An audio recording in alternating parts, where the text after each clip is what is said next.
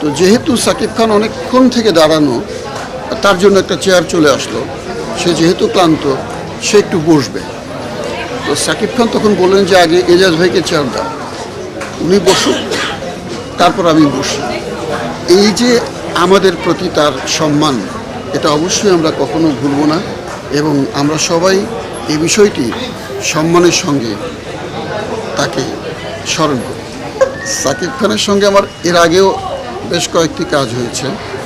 তার সঙ্গে কাজ করার অভিজ্ঞতা অবশ্যই অনেক সুন্দর, কারণ সাকিব খানের এই গুণটি আমরা সবাই বলি, যারাই তার সঙ্গে কাজ করেছি সবাই বলি যে সহশিল্পীদের সঙ্গে তার যে আচরণ, এটা অনেক সুন্দর এবং এটা সবসময় আমাদেরকে আপ্লুত করে।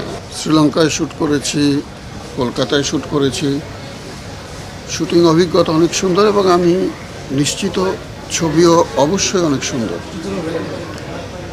টেকনিক্যাল কারণে ছবিটা প্রদর্শনের সমস্যা হচ্ছিল, সেটা আমরাও জানি।